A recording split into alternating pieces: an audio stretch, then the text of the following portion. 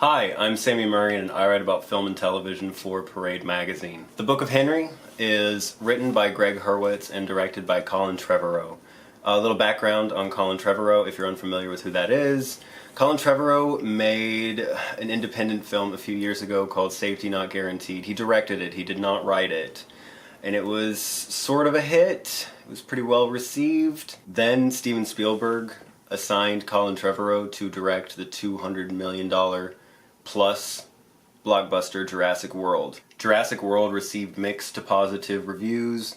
I personally hate it, but it made $1.6 billion worldwide. Colin Trevorrow was assigned by Disney to make Star Wars Episode 9, which is currently in production. Once you've had this kind of success as a director, you can pretty much make whatever movie you want.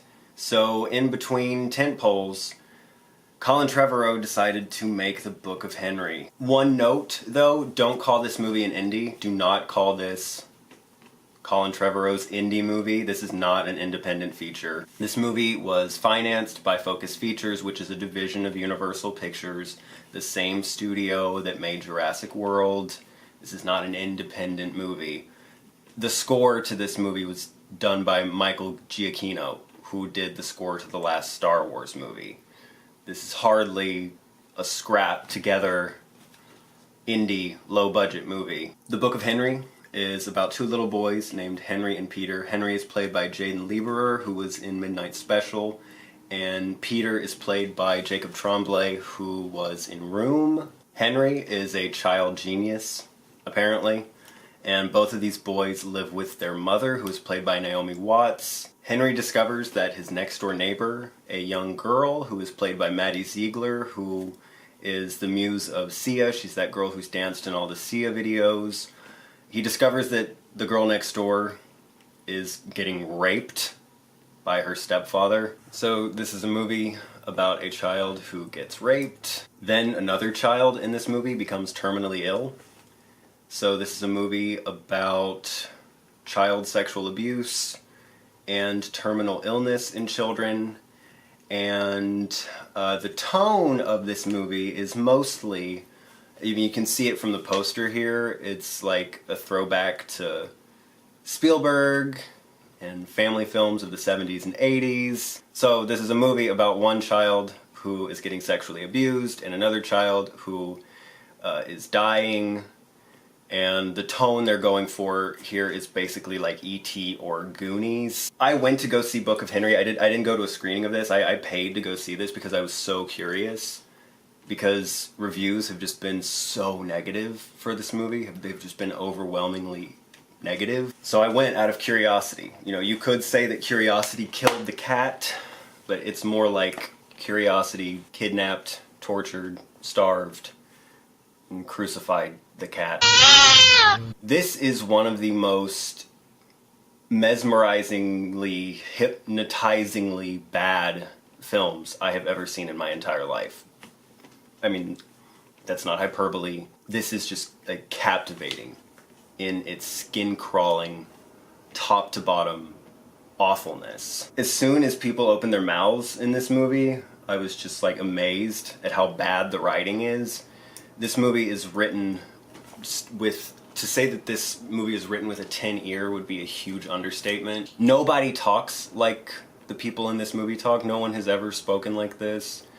This kid who's supposed to be a child genius, who's played by Jaden Lieberer, the writing of this genius kid, you know, this is the way that people who are not very smart think that smart people talk. It's just a lot of really big words that nobody uses in casual conversation.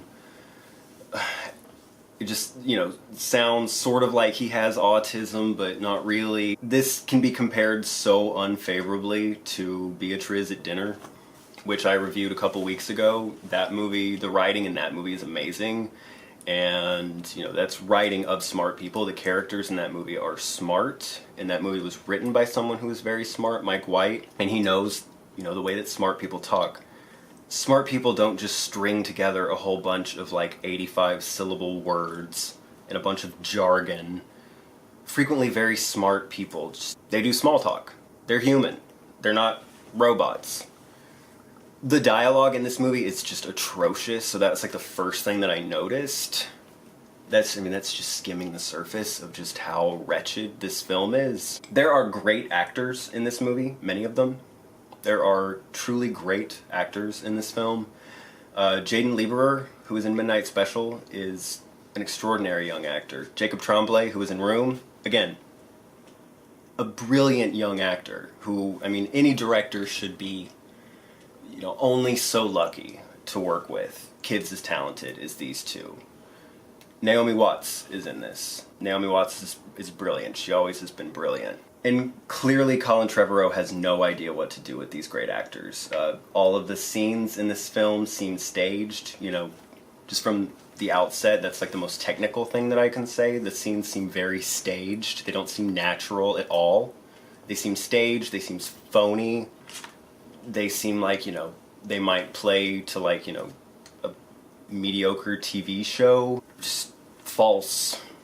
And these are great actors, not good actors. These are great actors. Even Bobby Moynihan from SNL is in this, and Sarah Silverman, who has been very good in dramatic roles before, and whatever his name is, the guy who plays Hank on Breaking Bad, he's in this. None of these performances register.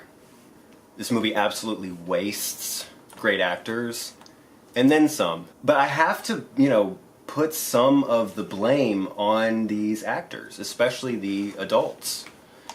You know, they should have never signed on. If the screenplay is anything like this movie turned out at all, I mean, this is revolting. No one should have signed on to this movie. This subject matter is really tricky subject matter that very few movies should even touch. Very few movies are brave enough to touch. I mean, the two major plot elements in this movie are a little girl is getting raped more than once, not just once. That sounds like a really crappy qualifier, like I shouldn't have to say that, like pretty awful no matter what. That's one of the major plot elements of this film, is this little girl is getting sexually abused, and also another little kid gets brain cancer and dies. And the tone of the film is like whimsy, for the most part, at least for like the first half of the movie. It's like whimsy, E.T., Goonies. This is like Colin Trevorrow thinking that he is Steven Spielberg because he inexplicably was chosen to direct Jurassic World.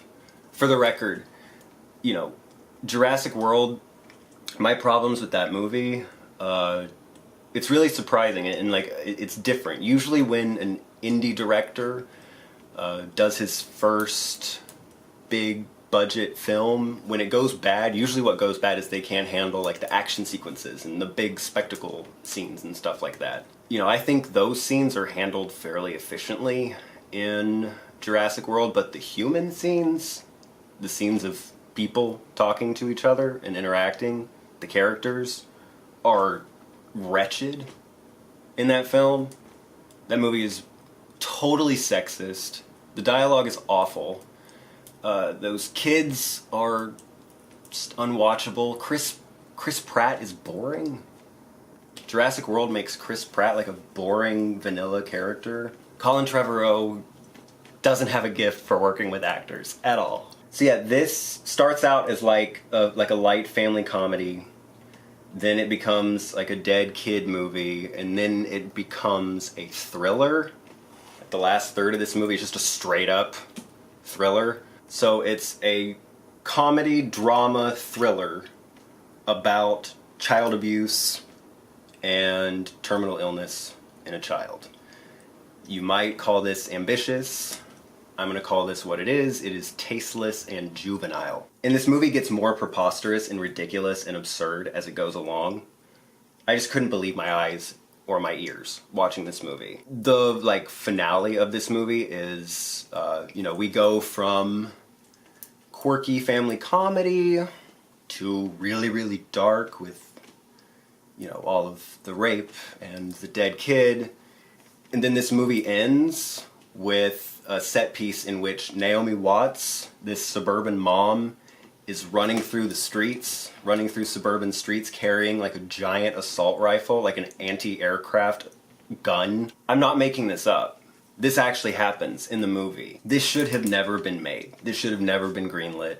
This is pure trash. But when you're Colin Trevorrow, I mean, you can make whatever you want. And what really disturbs me is that he seems to really be into this movie. Like, he seems to think that this is good and that this is something that people should watch. And it does kind of infuriate me. You know, there's so many great directors, so many directors with genuine talent out there, female directors. It took Patty Jenkins 14 years to make Wonder Woman. Patty Jenkins' movie before Wonder Woman was Monster in 2003. That movie won an Oscar. Monster won an Oscar, and it still took her 14 years to make her next feature. If that gives you some idea of how the odds are stacked against women in the film industry and how hard it is for women to get films made. The same goes for, minority directors. There's so many talented minority filmmakers who have to scrap and work to the bone to get something greenlit and produced. Colin Trevorrow got Focus Features to finance this movie in full, and it is just pure trash. As I've said, reviews for this movie have just been overwhelmingly negative, which is what, piqued my curiosity, and I'm sort of glad that I saw it just to, like, a study of, oh my god, I can't believe this movie got made. A major studio, made this pure, unthinkable trash. I want to mention something else here at the end of the video, something that happened on YouTube, actually, around this movie. There's a prominent YouTuber who will remain nameless in this video. This YouTuber is one of the more prominent movie reviewers on YouTube, has a very big following, has been doing it for many years. Colin Trevorrow spoke to Chris Stuckman about this movie. He did an interview with him for his channel, which is unprecedented, practically unheard of, for a major director to go to YouTube to promote his movie. By and large, YouTube is, like, reviled in the film industry, which, I kind of get. I do my channel. I do it to keep my image out there. I'm totally transparent about that. From what I've seen, from what I know, most people in the film industry just have no respect for YouTube whatsoever. So this struck me as weird, and almost as an act of desperation. There was an embargo on reviews for the Book of Henry, which means the studio says don't review this movie until the day of release, which is always a terrible sign. Colin Trevorrow spoke to Chris Stuckman on his channel. He interviewed him, and miraculously, Chris Stuckman gave this movie one of its only positive reviews, one of the only positive reviews out there for this movie. Coincidence. This strikes me as fakery, this strikes me as bribery.